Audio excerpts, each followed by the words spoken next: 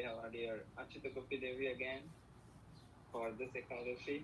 Thank you so much for taking out your time on every Ekadashi and making our Ekadashi more auspicious by sharing such wonderful Katha. Thank you very much. Thank you. Jai Hare Krishna. Always a pleasure. Happy Ekadashi to everyone. Um, so today is one of those incredibly special Ekadashis, as if each Ekadashi wasn't special in its own way. Um, but we get to talk just a little bit about two Vaishnava Acharyas. First, we'll have our Mangalacharana. Om Ajnanatimirandasya Gyananjana Shalakaya Chakshurunmilitam Yena Tasmai Shri Gurave Namaha Shri Chaitanya Manobishtam Shtapitam Yena Bhutale Swayam Rupa Kadamayam Dadati Swapadantikam Nama Om Vishnu Padaya Krishna Prishtaya Bhutale Shrimate Bhaktivedanta Swaminiti Namine Namaste Saraswati Deve Gauravani Pracharine Nirvishesha Shunyavadi Paschatya Desatarine Jaya Shri Krishna Chaitanya Prabhu Nityananda Shri Advaita Gadadhara Shivasadi Gaura Bhakta Vrinda Hare Krishna Krishna Krishna Hare Hare Hare Rama Rama Rama Hare Hare Vancha kalpatarubhyascha kripa sindubhya eva cha patitanam pavanebhyo vaishnavebhyo namo namaha. So today happens to be the appearance day of Srila Vrindavan Das Thakur. And we owe such a great debt of gratitude to Vrindavan Das Thakur for giving us the Sri Chaitanya Bhagavat. And over the course of this past year, we've been examining stories of the lives of these great Vaishnavacharyas from the Sri Chaitanya Bhagavat, from Bhakti Ratnakar, and from other Vaishnav literary sources. But Sri Chaitanya Bhagavat happens to be one of the foremost. It's quite extensive, giving so much on the life and the pastimes of Sri Chaitanya Mahaprabhu. And it will give us a little bit of supplemental information on the other Vaishnav Acharya that we'll be speaking about. One of the glorious things about the lives of the Vaishnav Acharyas and the stories of Gaura Lila, the pastimes of Sri Chaitanya Mahaprabhu, one of the glorious things is that they go hand in hand with Srimad Bhagavatam. Right? So Srila Prabhupada says that we have to read Srimad Bhagavatam and learn from the book Bhagavat. Right? This literary incarnation of God. But also there's the person Bhagavat. And this person Bhagavat, this great soul. In the pastimes of Sri Chaitanya Mahaprabhu, this is not simply expressed through one personality. But now we have it expressed through an entire community, an entire Sangha. And I feel as though it helps us because we have tales from the Mahabharata. We have wonderful pastimes from Ramayana. We have amazing stories from Krishna book. But what happens if things don't look like Dwarpar Yuga? What happens if things don't look like Treta Yuga? What happens for all of us in Kali Yuga? The life and pastimes of Sri Chaitanya Mahaprabhu are a little bit closer. They're sometimes a little bit more relatable for us. Not only that, but they help give us a guide map for how we want to act. Sometimes how we don't want to act. They give us a guideline of how we can associate with other devotees. How do we deal with the people in our community? How do we give them affection? How do we communicate with one another? How should we find a cautionary tale in the lives of others?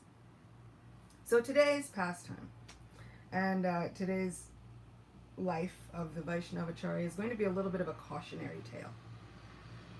going to be a counter example. And I really enjoy that Gora Lila does not just give, okay, this is what you do, this is what you do, this is what you do, this is what you do. These are the lives that you must emulate. But now, we also have an example of, here's what happens if we kind of stray down the wrong road, if we get a little bit sidetracked. Because there's every chance that any of us could get a little bit sidetracked, isn't it? So then what happens if we get sidetracked? Is all lost, and we should be shunned from a community, never to be spoken to again. What do we do? And also, how in the world do we interact with devotees when we find it a little bit more difficult to tolerate? When we find it a little bit more difficult to be humble. Right? That Trinadapi Sunichena, that third verse of Shikshastakam begins to haunt us.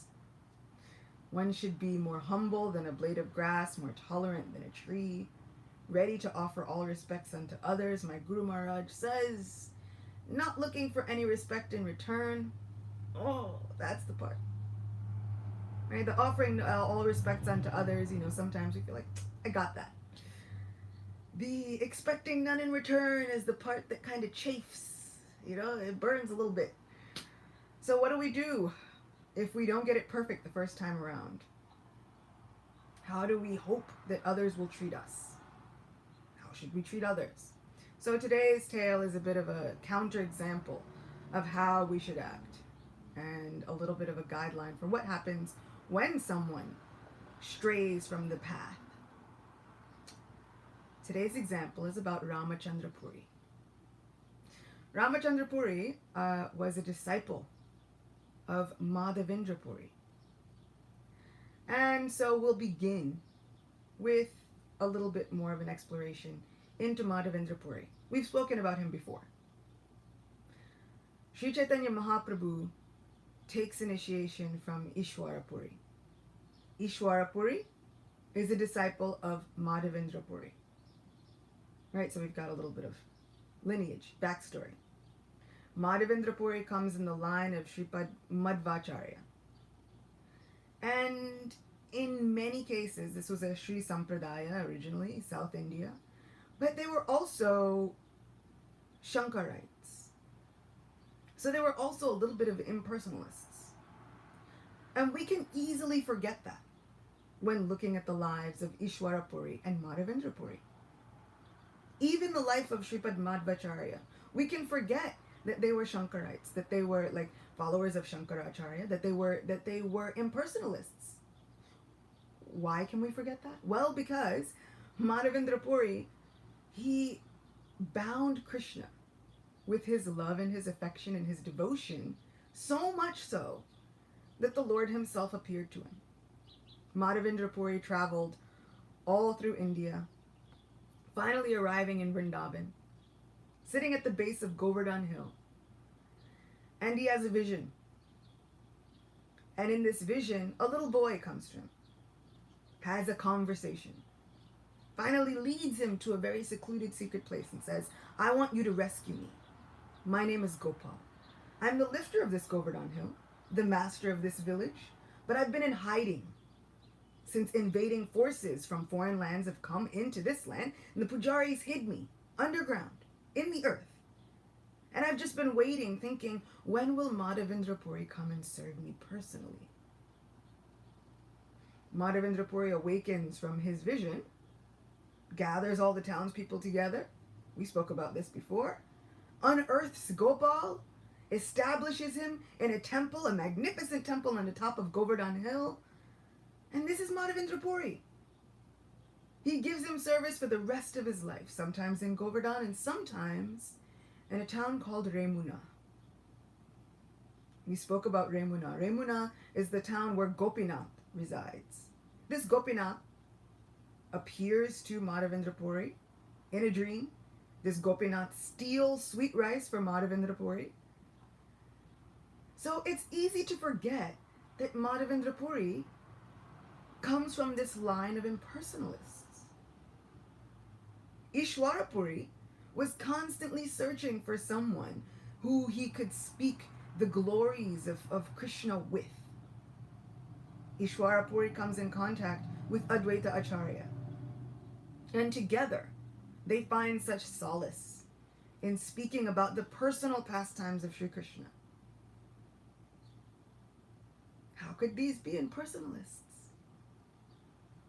Thinking anything about merging into any Brahman effulgence, any other devotional service other than specifically, personally rendering service to the beloved personal form of Sri Krishna.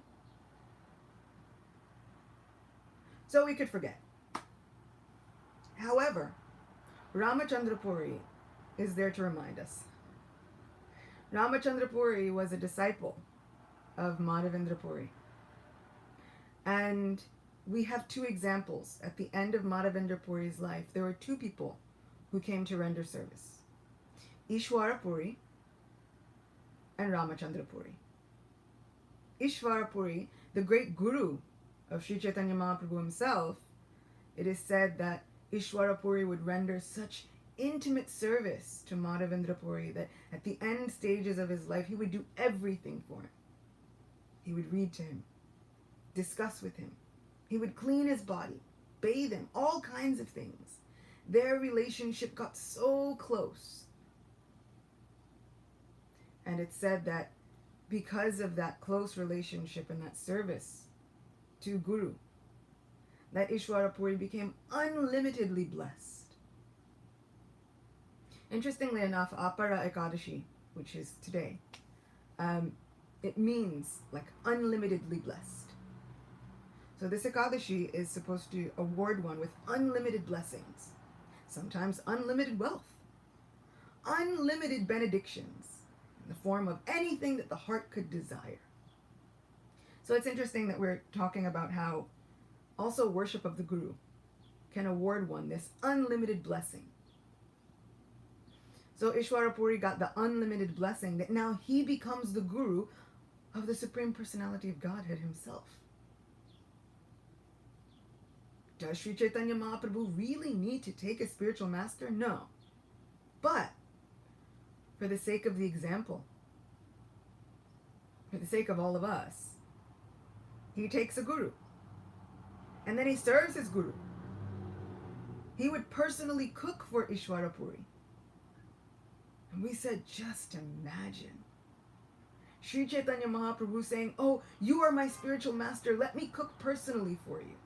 And he would make him rice and all kinds of preparations. And just imagine the rice made by Sri Chaitanya Mahaprabhu, the combined form of Shri Shri Radha and Krishna, Srimati Radhika, who would never prepare the same thing twice, whose culinary skills were so exemplary that she would never have to prepare the same thing twice.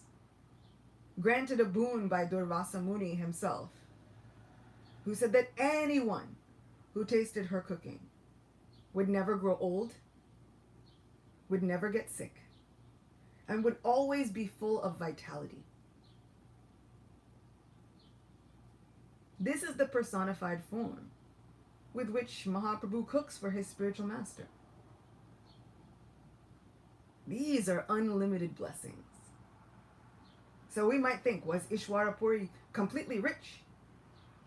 Externally, to the materialistic eye, maybe no. Spiritually, he was more wealthy than one could ever expound upon, even in the course of a full lifetime. Vrindavan Das Thakur speaks about the glory and the wealth of Ishwara Puri.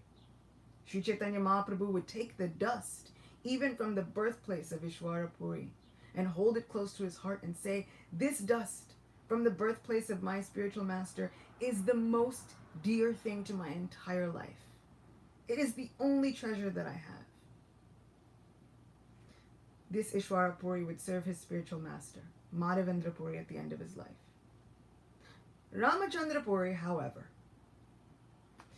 Ramachandra Puri, it's said by our Vaishnava Acaryas and our great saints that Ramachandra Puri somehow or other became more attracted to hearing the impersonal philosophy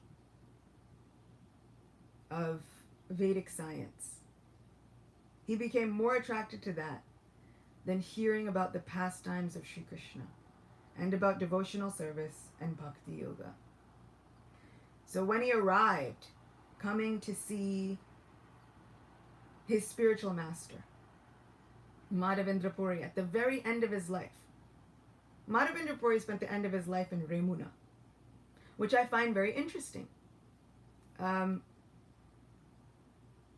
We hear about Remuna as the residing place of Sri Gopinath, right? The deity who took on the sandalwood paste devotional service of Madhavendra Puri on behalf of Sri Gopal. But Remuna is different than Govardhan. And isn't it that every single spiritual person simply wants to carry out the end of their life in Vrindavan? At the foot of Govardhan Hill? Madhavendra Puri started out in Govardhan, but spent the end of his life in Remuna. And I thought that that was very encouraging for some of us who might not be living at the foot of Govardhan Hill. Madhavendra Puri, this supremely pure soul, who already has an eternal existence within Sri Vrindavan Dham, within the eternal pastimes of Sri Sri Radha Krishna. He spends the end of his life away from Vrindavan. But this doesn't affect his end destination. Gopinath was still present there. Gopinath was still giving his blessings.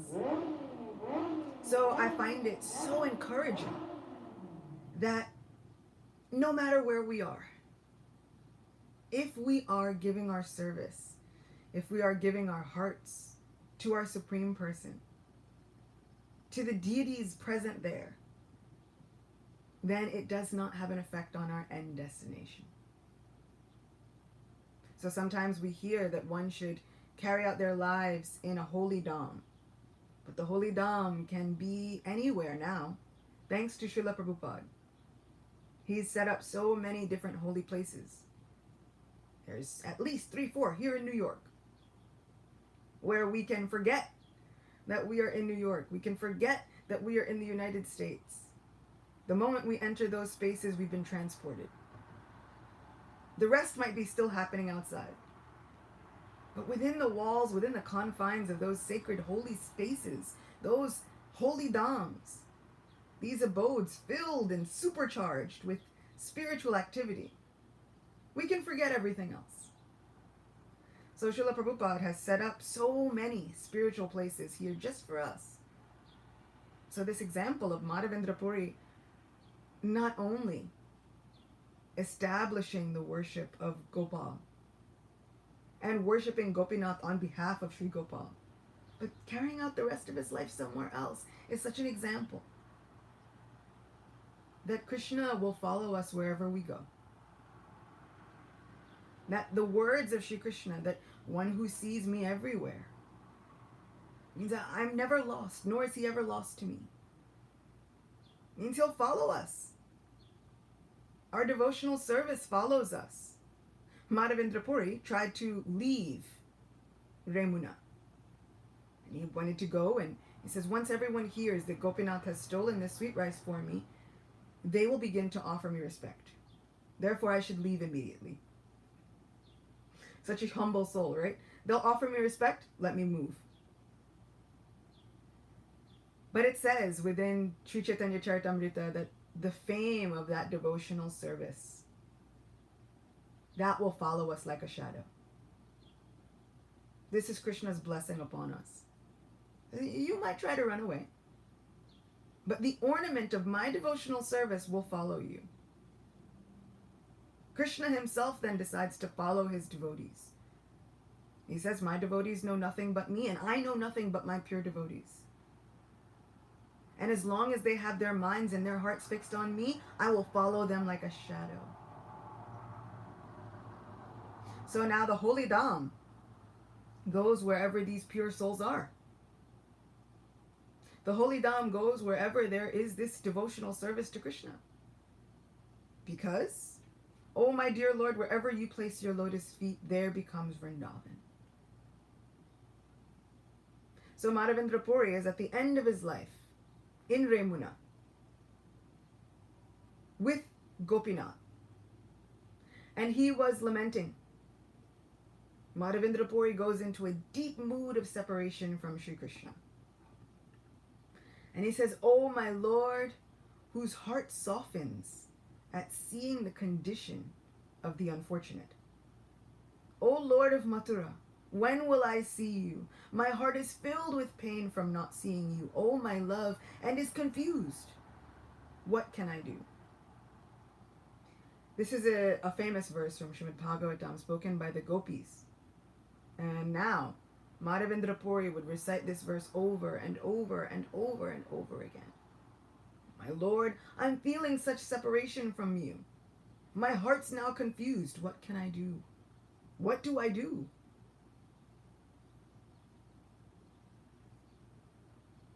I can honestly say, once again, gift of a pandemic, right? I might not have been able to even comprehend the beginnings of any of even the words of this verse before. But the gift of a pandemic is, there have been days when I've thought, what do I do? Govinda, what am I supposed to do? Taking into account all kinds of variables. I'm supposed to maintain my life as if it were an ornament of your devotional service. So now I have to keep myself safe by so many different measures and means. But now that means I'm separated from you. What do I do? We've passed so many days not seeing you. Now what do we do? Gift of a pandemic is now we understand the purports. Just a small glimpse. Just a tiny bit. And that tiny bit is enough to give us such overwhelming emotion. Now we can understand just a little bit of what Madhavendra Puri was feeling at the end of his life, thinking, have I done enough? Is it enough? Have we ever thought a little bit like this, that at the end of our lives, will we have done enough to secure our place? Will our devotional service be enough? Will we remember Krishna? Will Krishna remember us? Have we chanted enough, fasted enough, prayed enough? And sometimes when we're in the midst of it, we think we just got to keep going, right? You get through this shift of devotional service, we keep going. We keep powering through. But at the end of our lives, when there's nothing else to think of, is it enough? Madhavendra Puri is thinking, have I done enough? I've been separated from you for so long. Have I thought of you? Will I see you? Have I rendered enough devotional service? Will we be there? So this is the example. And I love these examples because it lets us know that it's normal. It's not out of the ordinary to wonder, to think, I've been so far away from you, and now will I get the chance to see you? Or is it all lost? Will I be forsaken? So it's normal. It's a human thing to wonder, right? As we are all embodied souls, which I think is an important factor to consider. We hear so many times in Bhagavad Gita this term, the embodied soul. And we think, we're all spirit souls. What difference does it make? And yes, we are spirit souls, but we are embodied. So if we're in a body, it's normal to wonder. So if you've wondered, if you've thought about it, if you've considered, if you've even had a little bit of fear or hesitation or trepidation, thinking, but will it be enough? Will my service be enough? It's normal. And then the resounding answer is, from our Lord, yes. Krishna makes a big deal out of small services. Which is not to say that we should just do the bare minimum and never try and rise to a greater standard. But it's supposed to give us hope that even if our service is considered small, right, minuscule by some other barometer, we might think, I haven't distributed as many books as that person. But have you cleaned the floor with all of your heart? Thinking this is Krishna's floor, and it's going to gleam until he can see himself in it. That's what makes all the difference. We may not have even cleaned as many floors as the next person, but have we done it with everything we've got? Did we give our all? Even just once? Because our Supreme Lord promises in this endeavor there's no loss or diminution. Right? If we gave our all just once, he carries what we lack and he preserves what we have. And the benefits that we get from giving our all, they don't diminish. We don't lose them. We hear about wealth at the end of our lives. We can't take it with us. Right? All these things that we can't take with us. But this devotional service, the fact that we've given our all, that we can. And Krishna will never forget it.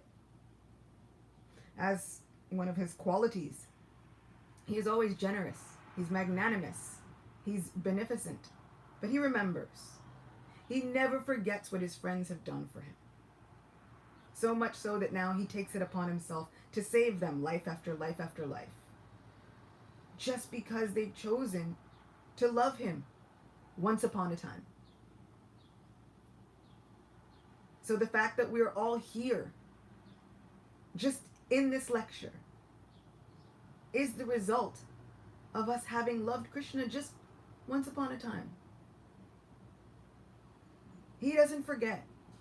And then he begins to orchestrate our lives in such a way that now we start to remember, wait a second, there was something there. So Madhavendra Puri is at the end of his life doing a very, very human-like thing.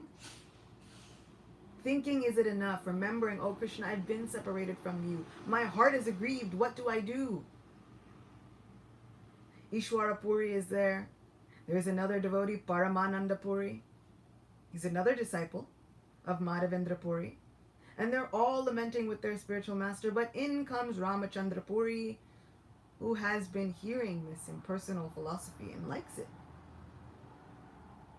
It's not so bad. You know? Sometimes it would be okay to merge into the nothingness. To just at least be free from, all the cacophony of things that are happening in the world. We could all do with a little bit of nothingness sometimes.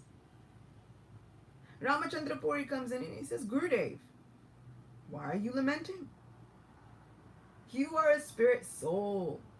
Remember that you are non-different from Brahman. Why should you be feeling any kind of sorrow?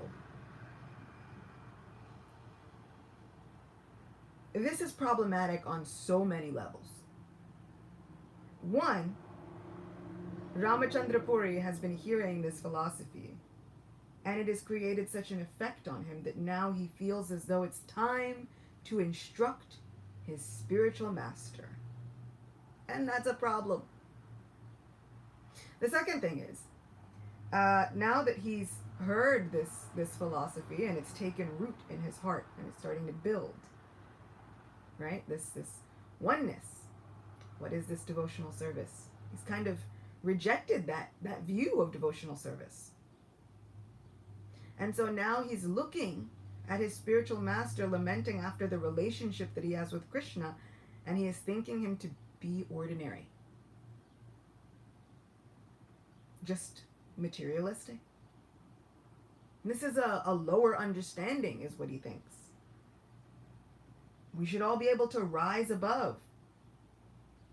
Have we seen that? You ever come in contact with someone who says, but Prabhu, you're not this body. What's the big deal? What's the problem?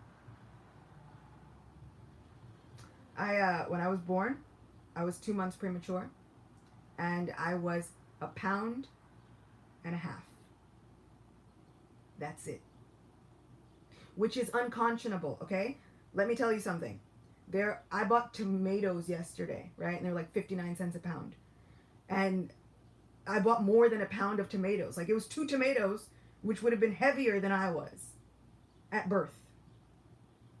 Which is a totally scary thing for parents. I was maybe about this long.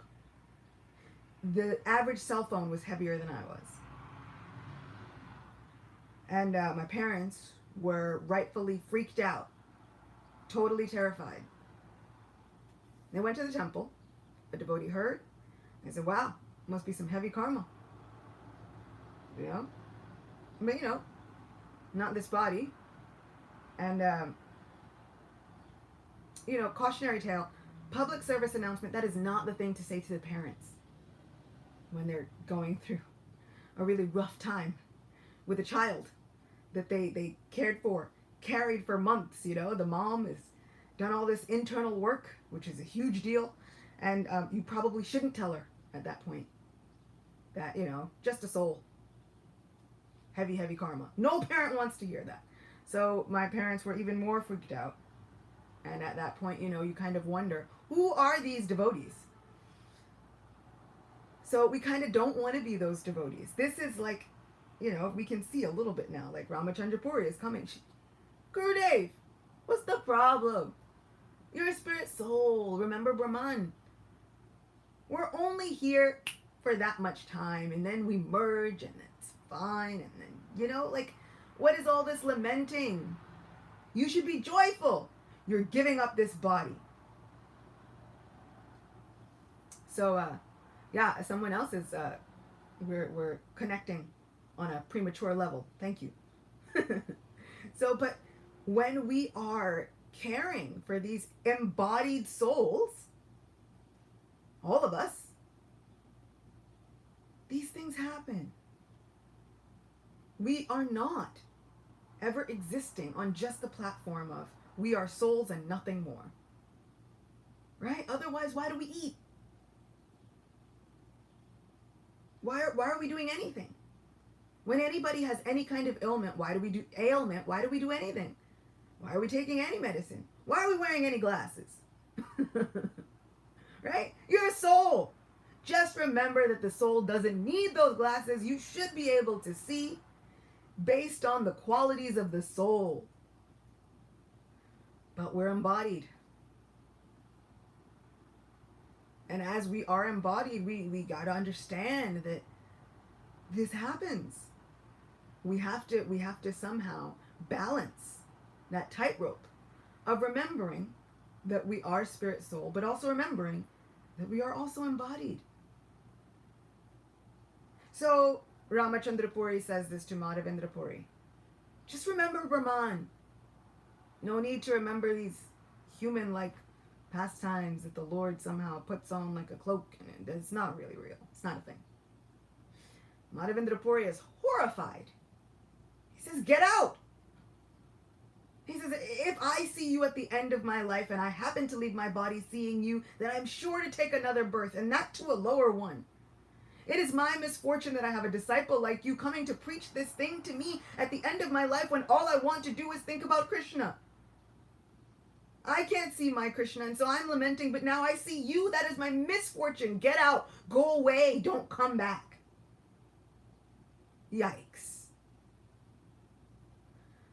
So the result now of Ramachandra Puri committing all of these offenses is that he's sent away from his guru. Estranged, ostracized. The other result of committing all of these offenses and of ultimately hearing all of this impersonal philosophy is that now, later on, he decides to criticize the Supreme Personality of Godhead himself. So we can see how, looking at this trajectory, right, when we are sure that we know what is best, especially based on Shastra. Shastra says we're not this body. That's it. But now we can come to a place where we not only criticize other devotees, we may wind up criticizing our spiritual master. We may wind up criticizing the Supreme Personality of Godhead. This is the counterexample of what not to do. Ramachandra Puri comes to Puri, Jagannath Puri, where Sri Chaitanya Mahaprabhu is residing. And at a certain point, Srila Bhakti Siddhanta Saraswati Thakur writes in connection with the life of Ramachandra Puri that even though Ramachandra Puri saw his own guru suffering of separation from Krishna, he was incapable of recognizing the transcendental nature of his emotions. He judged his guru to be an ordinary man, took his mood to be material, and the result of some material insufficiency. So he tried to explain to him the value of experiencing the oneness of Brahman. Madhavendra Puri reacted to his disciple's stupidity, Singha Guru's words, not mine, and his own disregard for his instructions. And as a result, the Guru stopped wishing for the well-being of his disciple. So in the case of Ishwara Puri, the blessings of his Guru gave him unlimited benedictions. But in the case of Ramachandra Puri, his offenses made it so that his Guru stopped wishing for his well-being. This causes a dramatic downfall. Bhakti Tirtha Maharaj talks about the root of the word aparad. We hear this word aparad, it's an offense, right? But aparad, we have Radha, which is devotion. We have this Srimati Radhika. Apa means to be without. So Bhakti Tirtha Maharaj, he uses this as an example to give the definition of the word aparad, is now to commit some activity which causes Srimati Radharani to withdraw her mercy. This is an aparad, an offense. To commit some activity that then withdraws, that causes the queen of compassion to withdraw her mercy. To do something that now causes even our Guru to stop wishing for our well-being. This is a problem. So Ramachandra Puri comes to Jagannath Puri and he sees the disciples of Sri Chaitanya Mahaprabhu interacting with Mahaprabhu. They speak with him, they embrace him, they offer obeisances to one another. They're in great ecstasy. And within his heart, there's this need to criticize. He begins with one Jagadananda Pandit. Goes to his house. Sometimes he invites them over. And then he feeds them. He orders all of this Jagannath Mahaprasad and he feeds them, saying, you can't refuse Lord Jagannath's Mahaprasad. You must eat. Eat more, eat more, eat more. And then he takes prasad, right? One of the in many exchanges is you give prasad, you take prasad. So he has this exchange with the devotees. But then after watching them eat, he says, you know, I've heard that these disciples of this Sri Chaitanya, who has taken initiation in my own line, I've heard that they are addicted to sense gratification and eating too much, but now I see it firsthand for myself. How horrible. What a deplorable condition this is for all of these supposed sannyasis to be eating so much running after sense gratification. Oh. And so then he begins to go around looking for ways to criticize other devotees. And this, my friends, is how Facebook was born. I'm just kidding. He goes looking for ways to criticize other devotees. And he begins to create situations where he criticizes other devotees. One would think he could have just left them alone. But he invites himself to their places, and sometimes he invites them to his place, and he feeds them. He creates a situation where he can then criticize other devotees. Have we seen it? I know we have. Comment sections abound. This is what's happening. Sometimes what happens is you create a situation where then Vaishnava aparad occurs. And now we see that this is burning up all of the blessings that Ramachandra Puri would have had. Causes his own spiritual master to want to distance himself from him. This is what we guard against. Right? Not because, okay, so we have so many things, right? We have mad elephant offense, which is Vaishnava aparad, which means like devotional service cannot come back from that. Right? What we do experiences no loss or diminution unless and except for when we mess with the other devotees.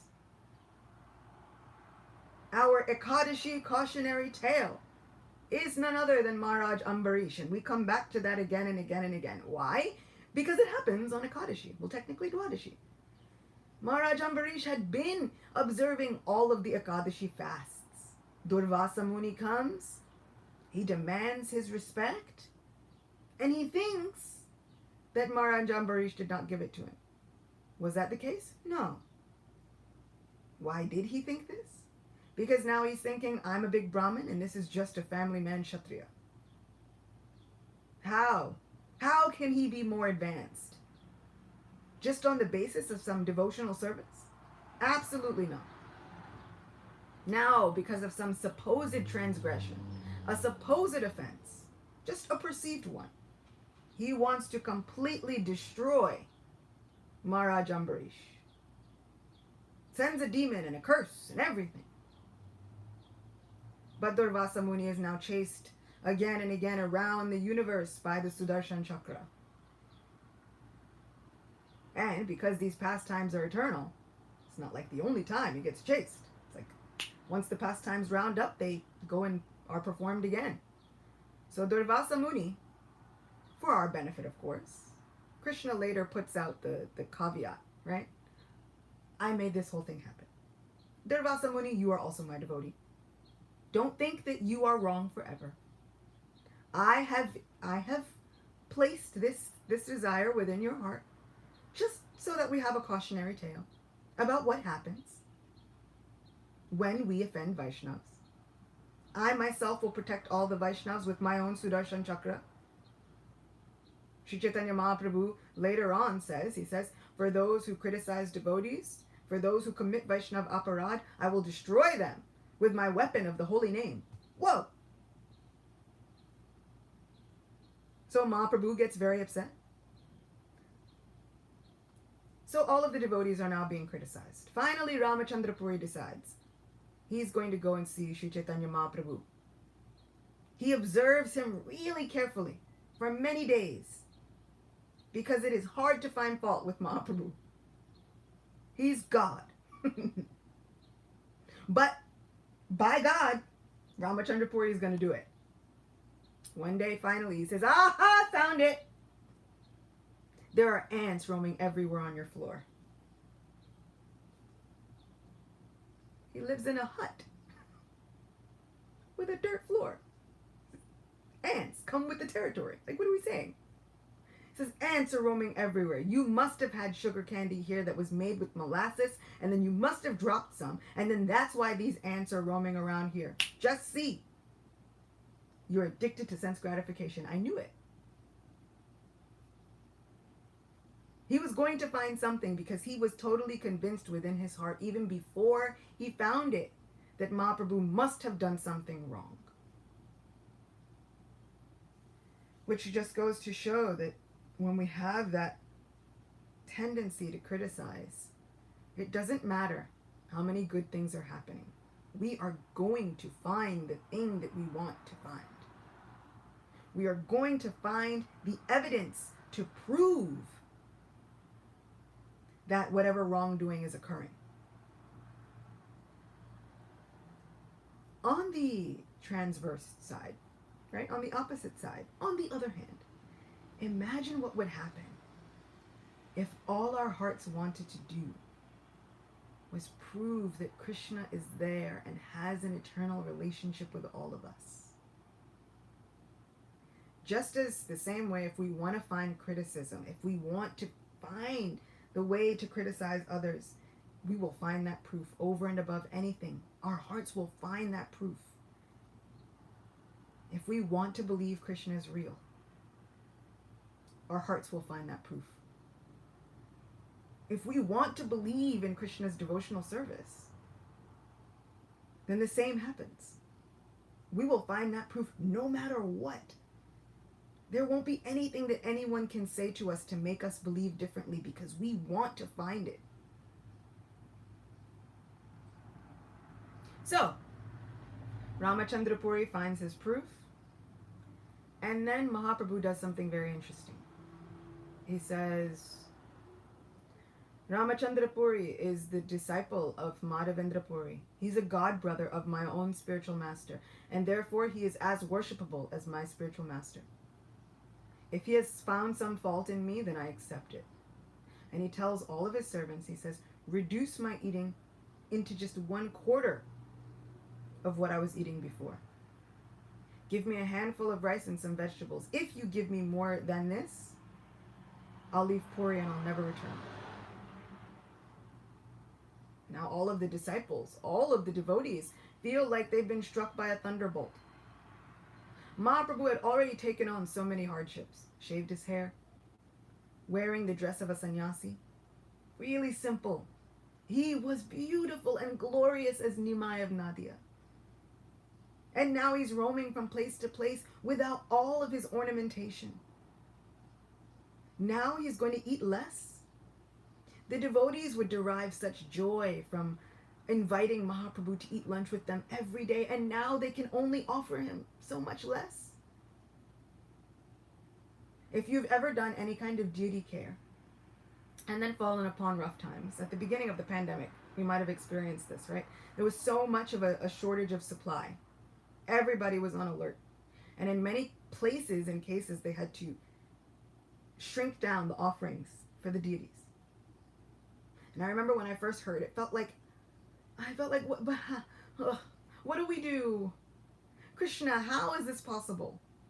When we feel such affection for the Lord, that it really makes our heart squeeze. But this, now the devotees are personally present with the Supreme Personality of Godhead, eating lunch with him, exchanging with him every day, seeing him, eating with his beautiful smiling face, glancing at them, and they're all thinking, he's just looking at me, accepting my devotional service. Now shrunk down to 1/4. And he did this for many days. Sri Chaitanya Charitamrita says some days he would treat Ramachandra Puri with the utmost respect. Some days he would treat him as though he didn't exist.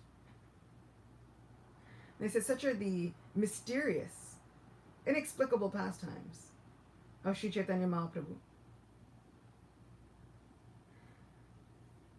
As we continue in this connection, we see that Ramachandra Puri tells Sri Chaitanya Mahaprabhu that a sannyasi is not supposed to gratify his senses, right? He should fill his belly with only the bare minimum. And so then he tells him, he says, I see that you've become thin. I heard that you cut your eating down. But this kind of dry renunciation is not the religion of a sannyasi either. A sannyasi eats as much as is necessary to maintain his body, but also without engaging in sense gratification. And then he becomes perfect in the discipline of knowledge.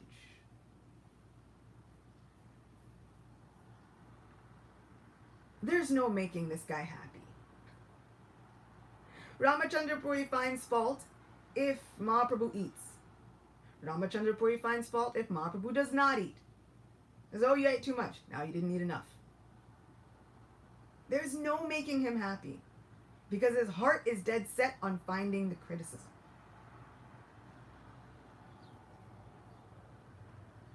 In the meantime, Paramananda Puri, who we heard about, also a god brother of Ishwara Puri, he finds out that Mahaprabhu has cut down his eating and he comes and he says, what are you doing? Don't listen to Ramachandra Puri. I know him. Our spiritual master was not fond of him. You should not do this. He says he's by nature he's a slanderer. It's not wise to give up your eating on his say so. It's his he goes and he makes someone eat more than they want.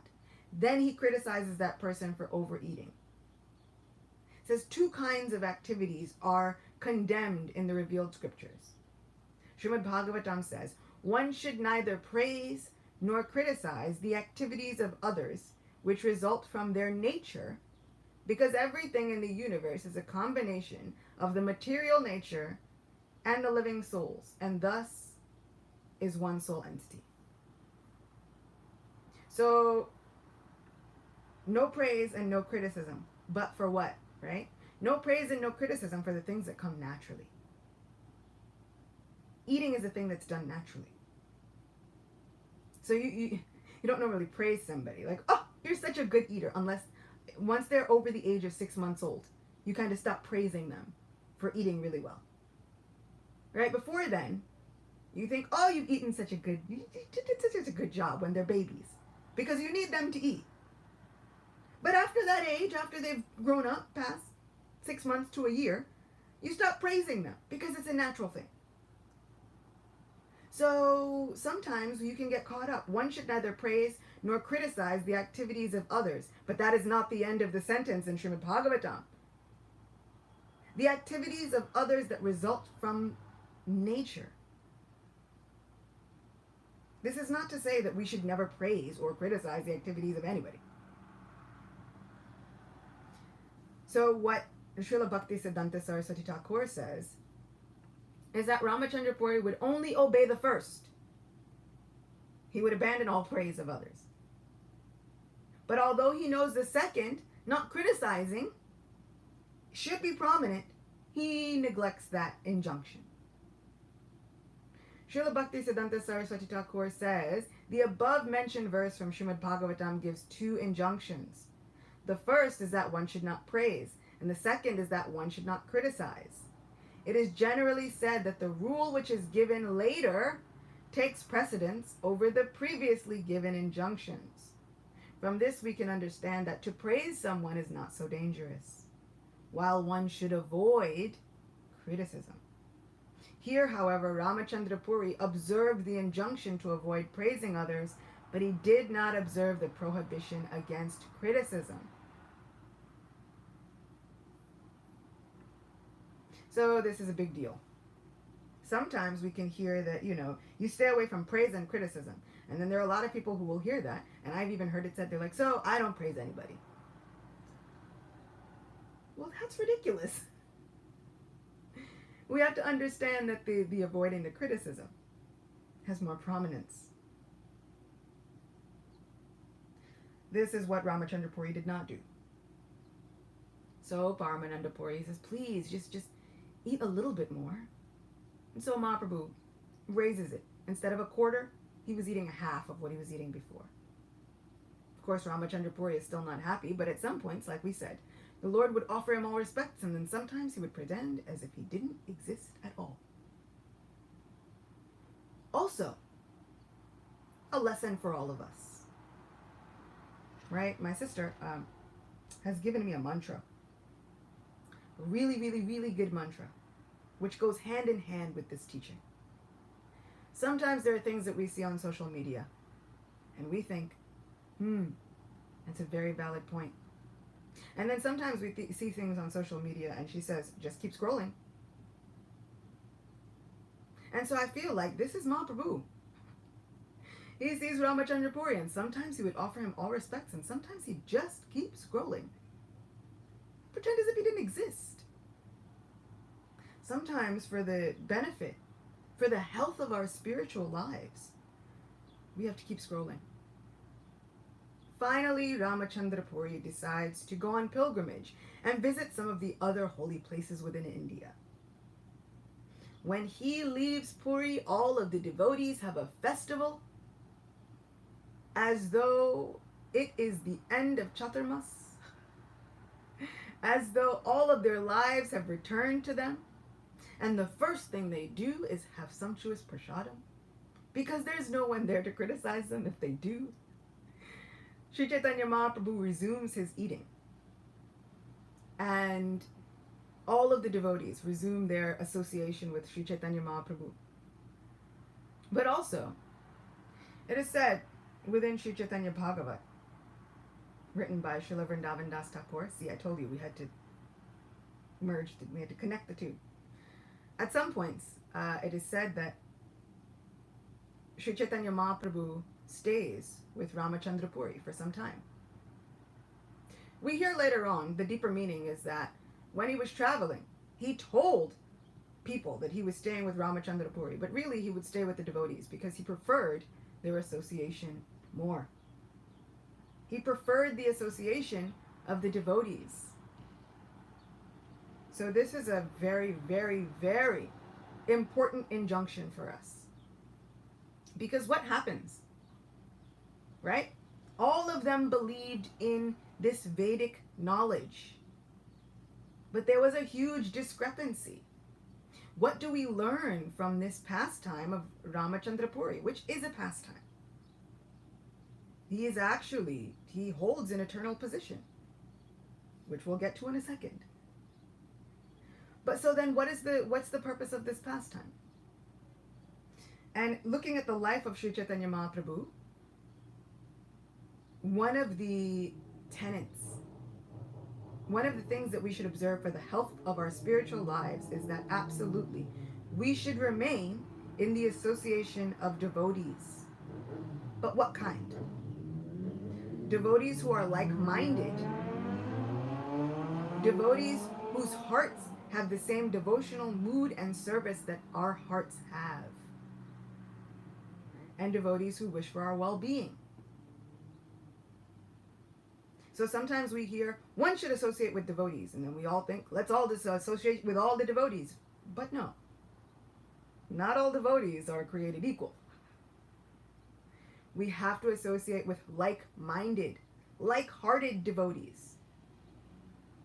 Those devotees who have the same devotional inclinations that we do.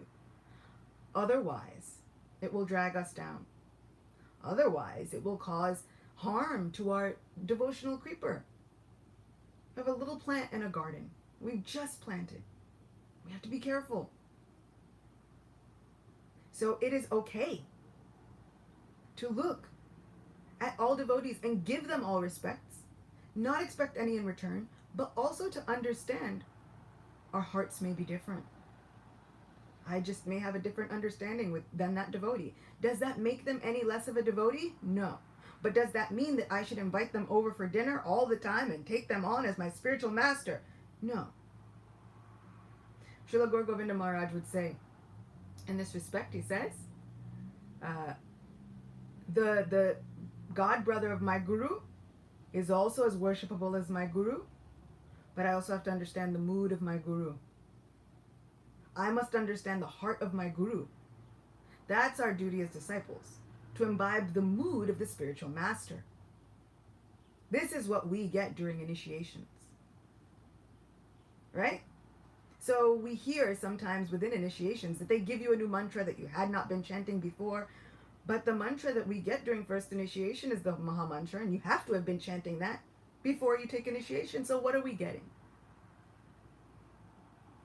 And the disciples of Gaur Govinda Maharaj, and Gaur Govinda Maharaj has said, we imbibe the mood of the spiritual master. So we have to think about, what is the mood of my guru? He understands my heart. And then we have to be careful to choose a spiritual master who understands our heart. In this case, there was a disconnect between Madhavendra Puri and Ramachandra Puri, which caused the crumbling of Ramachandra Puri's spiritual life. We have to get one that understands our hearts, that can understand our nature.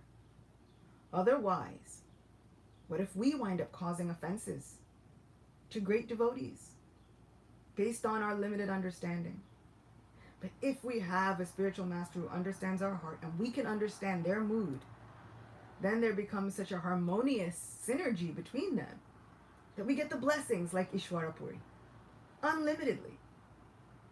So Vaishnava association is so extremely important, but we have to use our discernment, right? Our discerning nature, which is so important within bhakti. We think, do we give up all thought during bhakti? Do we give up thinking for ourselves? No. We refine it. And we can tailor it. And we can still balance between thinking. Everyone is a devotee of Krishna. And then we use our discernment. We use our discretion. And then we think, but these devotees over here, they speak to my heart. These devotees over here, they understand me, even without me having to say anything. These devotees over here, this is my tribe. These are my people. They understand how wild and crazy I'm going to be and obsessive about Govinda. But if I was in a place where they didn't understand it at all, they say, oh, but all deities are the same. What are you saying? Whoa, wait a second. We have to be able to be in a place with people who can nurture our spiritual lives. So one, we should have a spiritual life. Have a spiritual life. Have a heart filled with devotion. But then find those people that are like-minded, on the same wavelength. It's incredibly important to our spiritual well-being and to the growth of our spiritual lives and how we can advance. Likewise, we should find people who preach to that devotional sentiment that we have. Does it mean that somebody else is preaching the wrong thing? Not necessarily. But is it okay if their preaching style doesn't speak to your heart? It's totally okay. We can offer respects to them from afar and find those that do speak to us. Ishwara Puri searched long and hard before he found Advaita Acarya. We see this throughout all of the pastimes within Gaura Lila. We have people who are best friends. We have people who are always together. And that was okay. And sometimes it was known the three of them are always going to be together. It wasn't said like you should, but you have to treat them all equally. You have to be... No. It was understood. Some people understood the hearts of others more. That's what made them stronger. That's what made them more able to continue their devotional service and to do more devotional service. They found like-minded people. Even with Shyamananda Pandit. Shyamananda Pandit was initiated by Hridaya Chaitanya. But Hridaya Chaitanya worshipped Krishna Balaram in the mood of fraternal friendship. Brotherly love. But when Shyamananda Pandit got with Jiva Goswami, in his heart, he found that there was more relationship there. He understood the pastimes of Radha Krishna. That's what Shyamananda Pandit wanted. And his spiritual life grew in leaps and bounds. Does it mean that he was a bad disciple? No. But he found his people. So it is so important for us to keep scrolling. To also recognize when we see that there are situations that are set up that will cause Vaishnava aparad, and we can go the other way. We can just keep scrolling.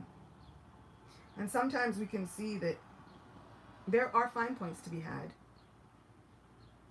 But we should remember, is this speaking to my heart? Is this preaching in a way that I can really understand and resonate with? If not, I have to try and find that message in a different way.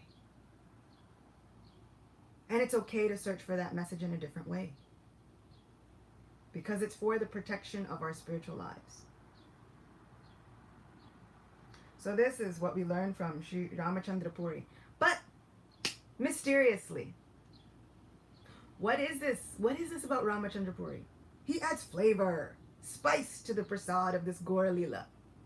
If everything was just going fine, nobody ever did anything, how would we have the drama that keeps us enraptured into these pastimes?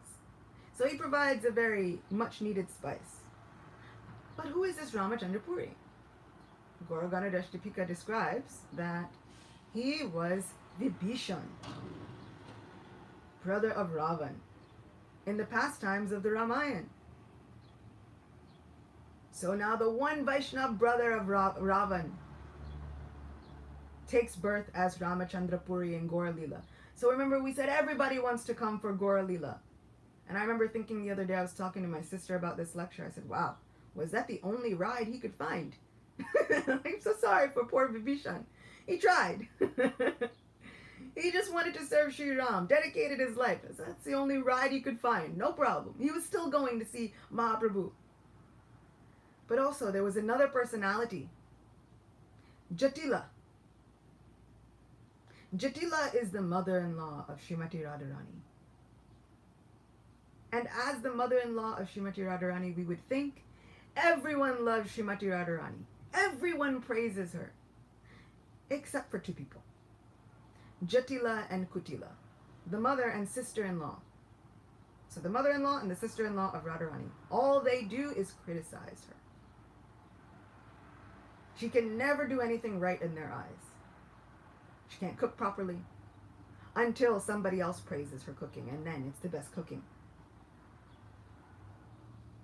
So they say that when she gets this boon from Durvasa Muni, Yashoda Mata comes and she comes to Jatila and she says, I want that Radharani should cook for my Krishna. And Jatila says, no. Absolutely not. And so then Yashoda Mata has to take another tactic. Because Jatila can only think that Radharani only does things poorly.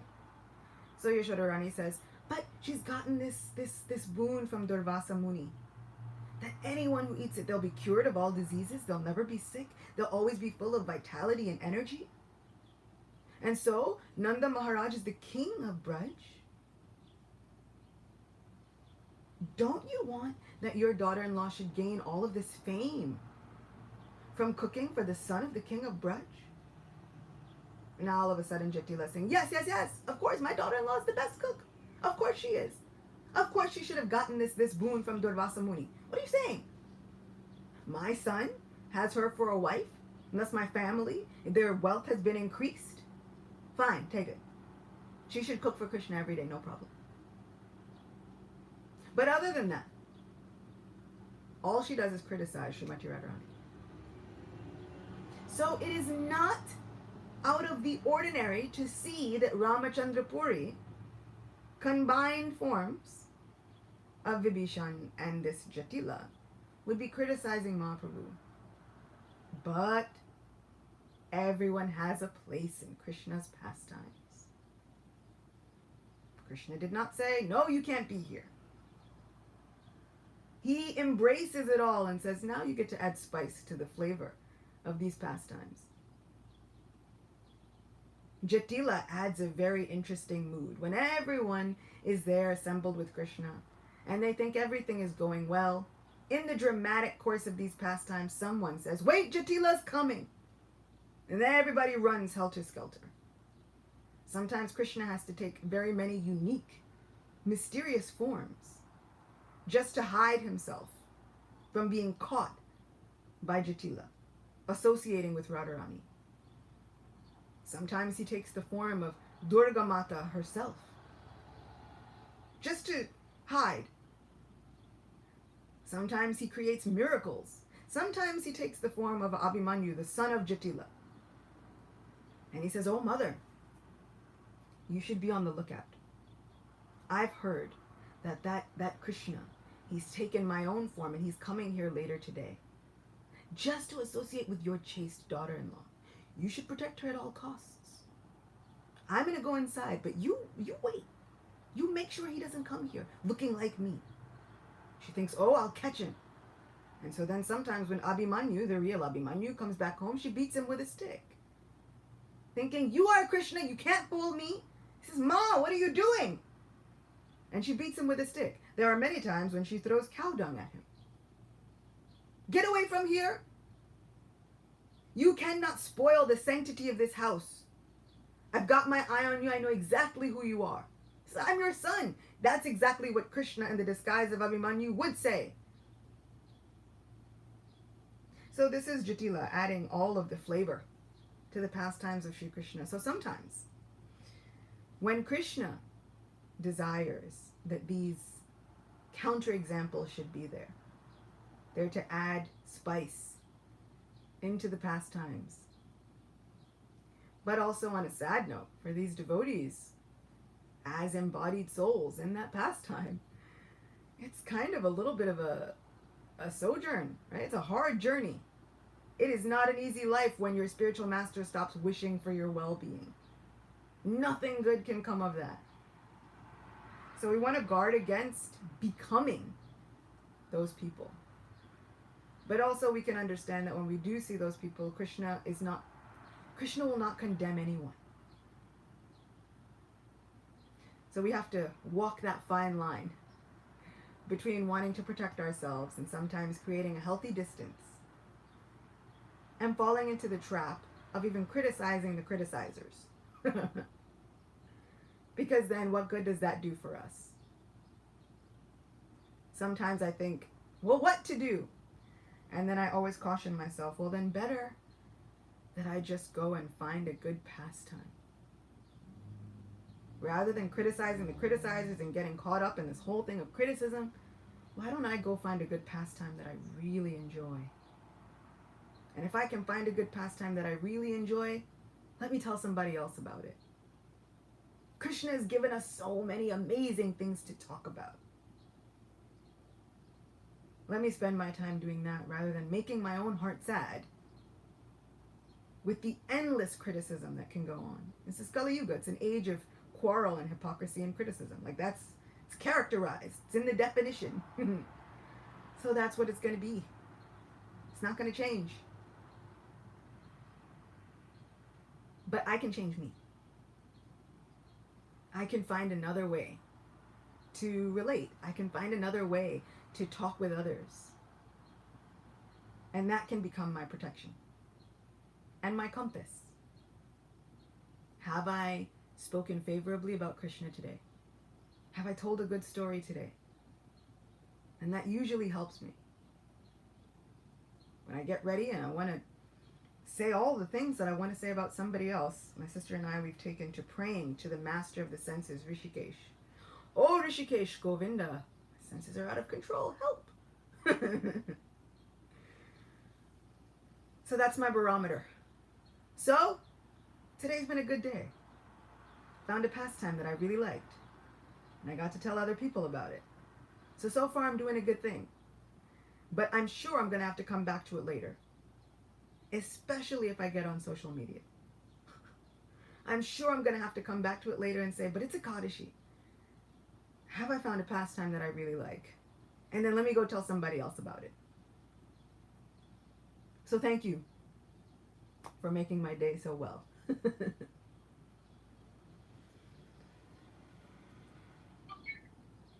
you, Manda. It's such a pleasure, and also so many points which really inspired me and also made me feel so close to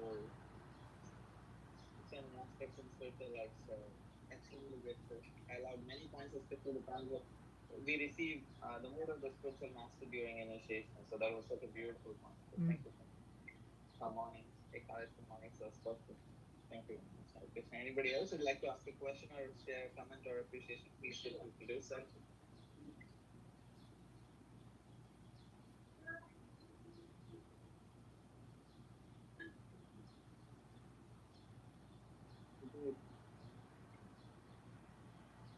Thank you so much, Manda. Thank you so much. Thank you.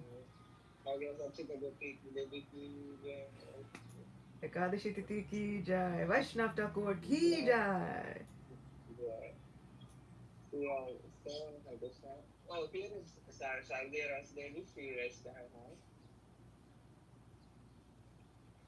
Hare Krishna, Achita Gopi. Thank you so much. I really love these classes of you and Ekadashi.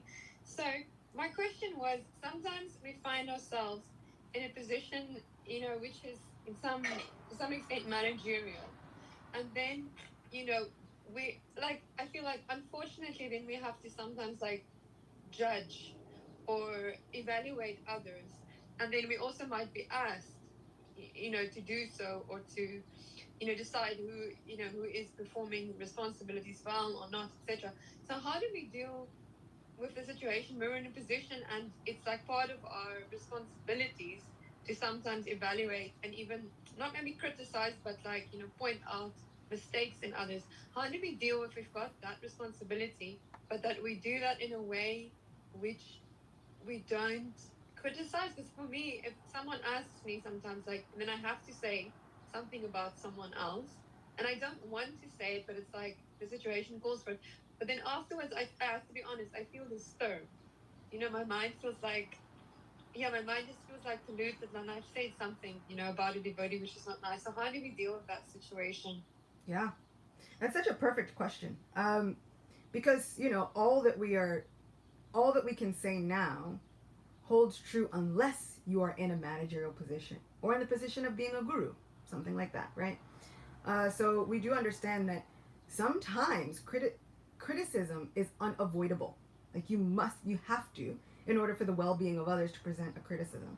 The first thing I think is pray hard, right? Enter into an atmosphere and an environment of internal prayer, especially to Srila Prabhupada.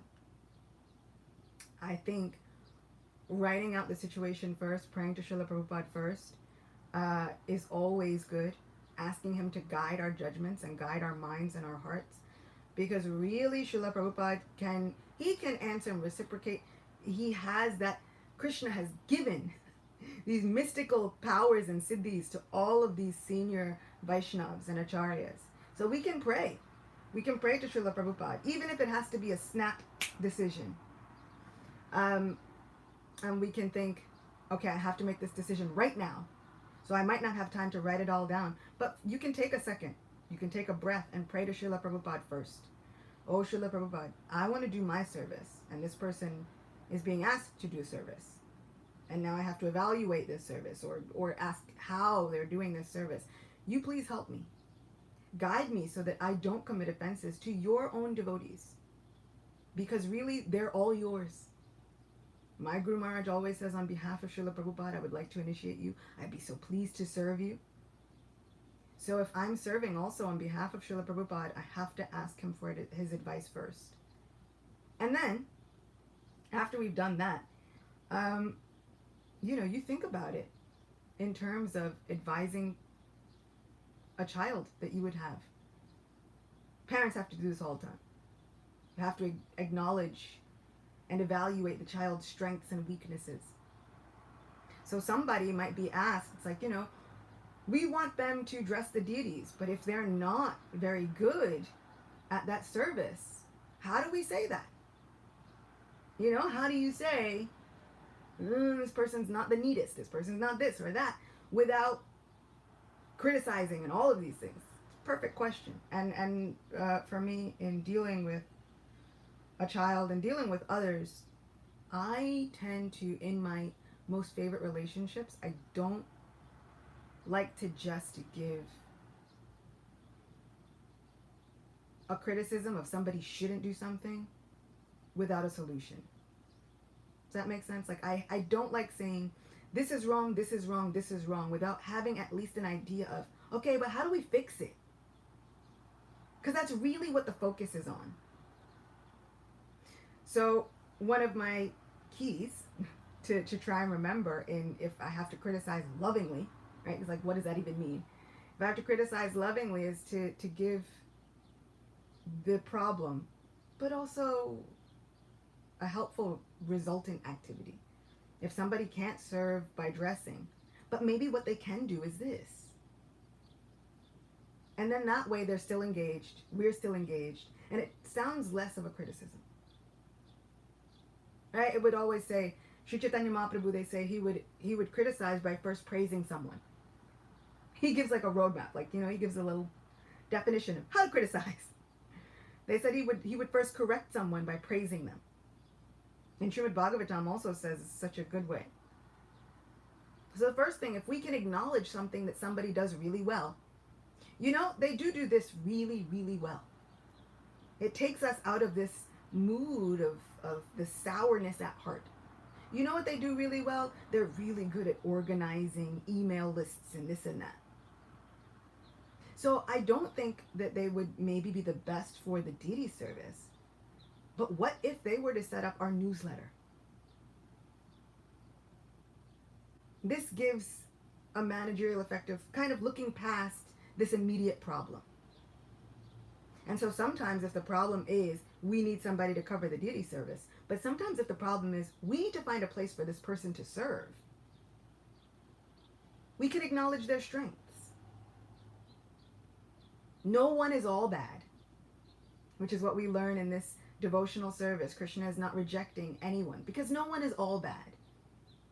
But maybe there's a better place that they can serve. Maybe there's a better place to find for people to be able to work with them. So if you're in that managerial position and you have to give a kind of a judgment or even a criticism, or if somebody's not doing something very well, of course, at some point you have to tell them. You can't just let them keep doing a bad job, right? Because this is our service. We have to try and make it the best we can be for Krishna. But also we can acknowledge somebody's strengths.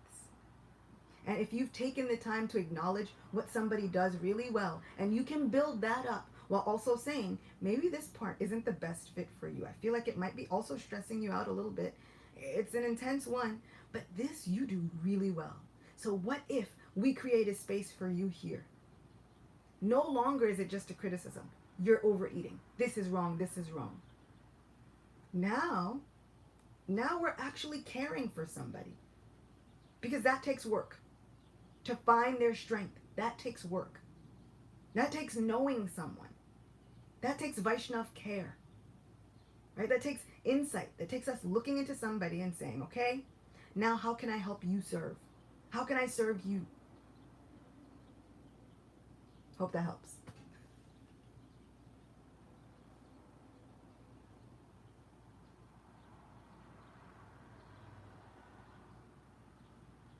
Did we lose her? Oh, she's good.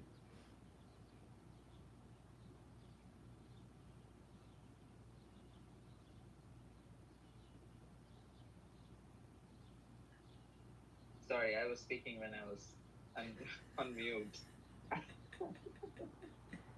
Thank you very much. Hare Krishna. Hare Krishna, everyone. Okay. See you again soon.